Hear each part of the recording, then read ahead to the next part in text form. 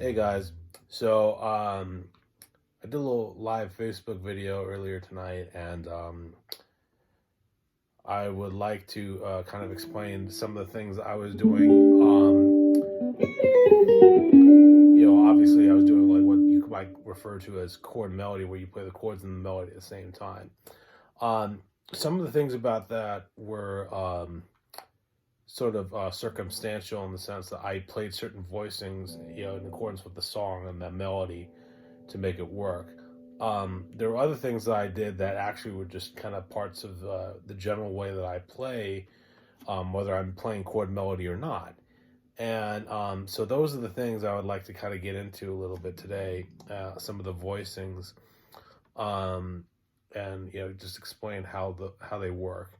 So first of all, it's worth pointing out, like, my main influence when it came to chords was always Alan Holdsworth. I mean, he wasn't the only one. There's certainly others in there, like Joe Zawinul was definitely on that list. Um, Herbie Hancock, of course. Yeah, some of the things that Chick Corea played, sure. Although I think Alan was the biggest influence chord wise, more than anybody. Um, and at the time I started learning his voicings, I had already spent a lot of time doing the traditional jazz stuff, and learning those voicings, which they were cool, but I wanted something a little bit different, a little bit more exotic, and Holdsworth absolutely offered that. Um, the only thing was, the issue that kind of came up against when I was trying to learn those chords was they sounded cool. The only thing was they weren't necessarily all that adaptable, at least the actual voicings themselves. But the concepts, though, on the other hand, that was a very different thing. I felt like those were extremely adaptable. I could use a lot with them. So here's an example of like something that Holdsworth might play.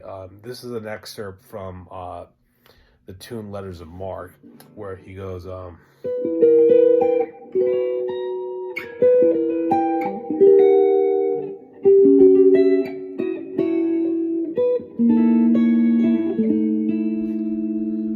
so that's like, for those of you who know that tune, that's kind of like, the second half of the melody.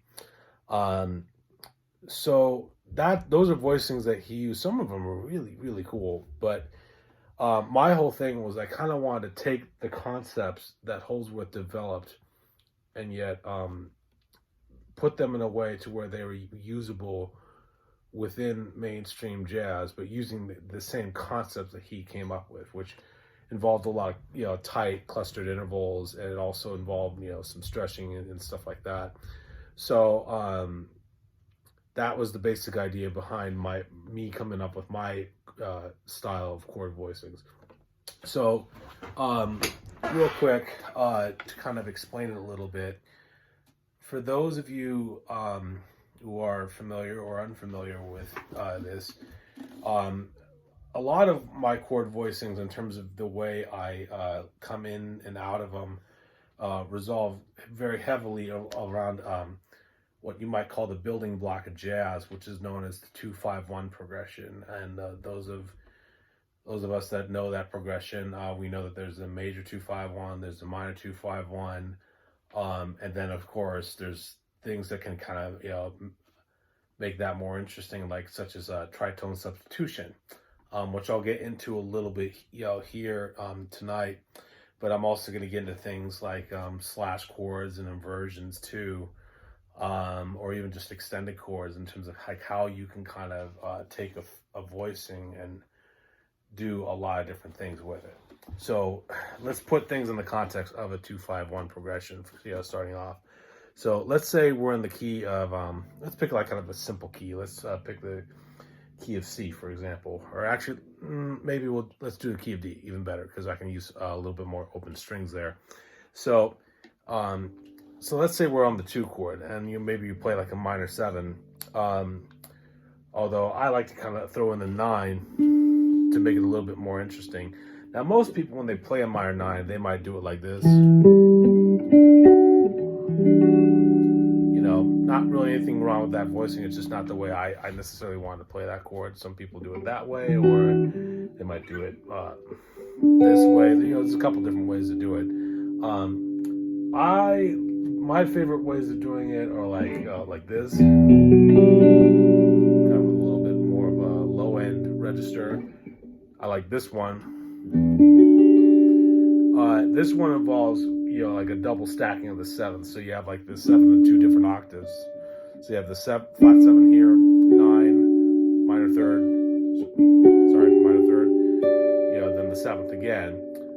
Then you could do it like this, which is actually the voicing. This is actually one of the very first voicings that I came up with.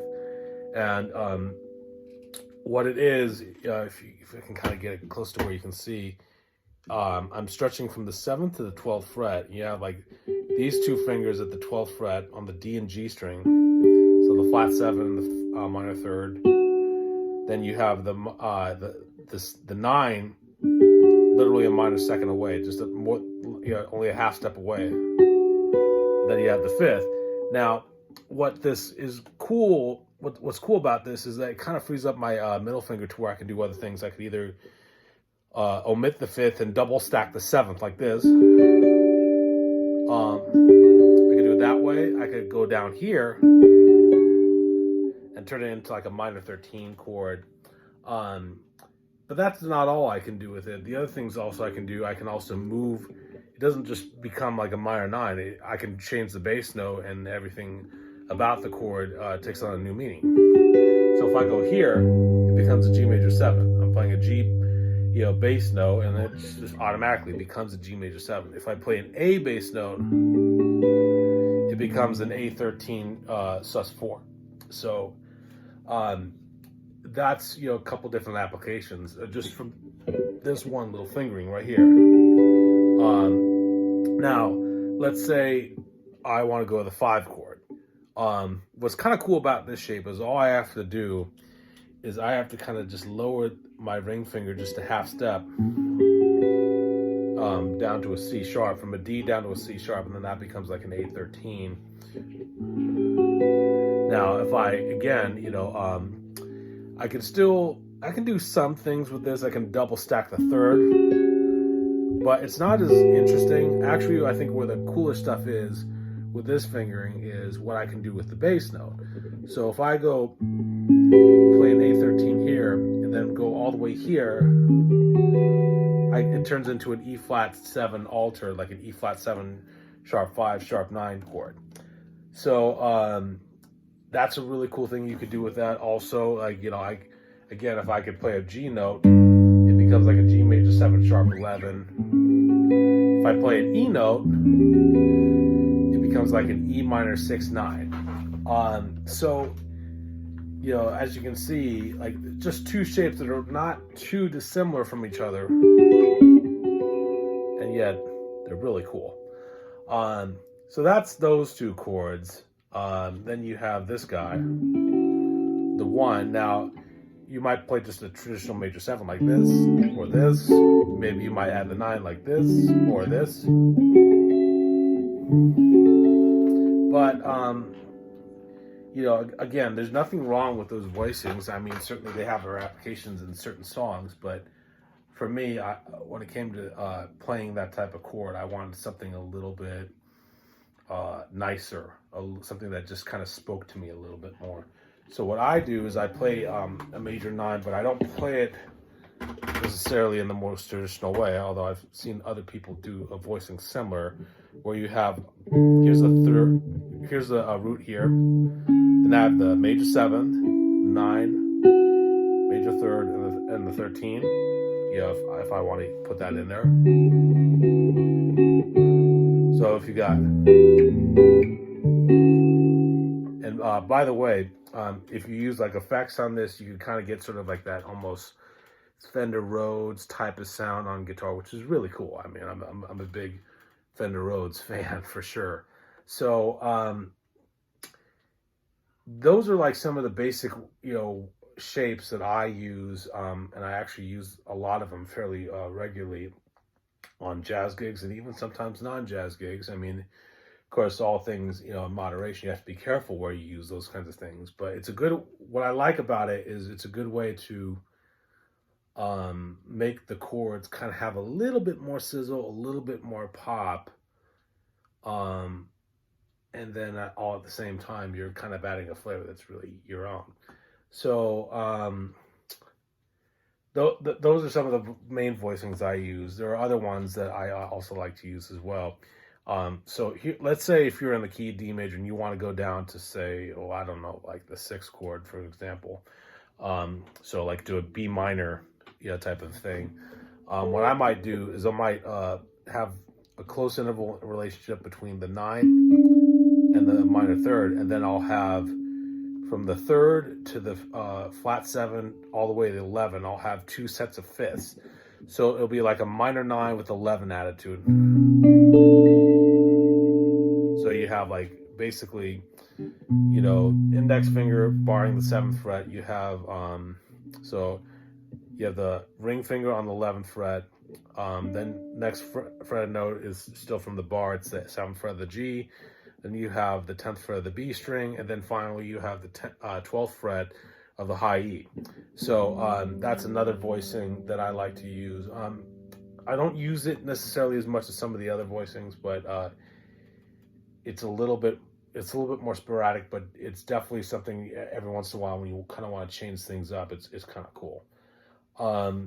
So those are like some of the basic voicings that I use. There's other ones that I use. I can get a little bit more detail about, but I think this is probably a good place to start for now. And any questions that you might have about that or about some of the concepts, whether it's 2-5-1, tritone substitution, the chords themselves, whatever, or even anything that doesn't have to do with any of those things musically, please feel free to hit me up and schedule a lesson. I'd be more than happy to help in whatever way I can. And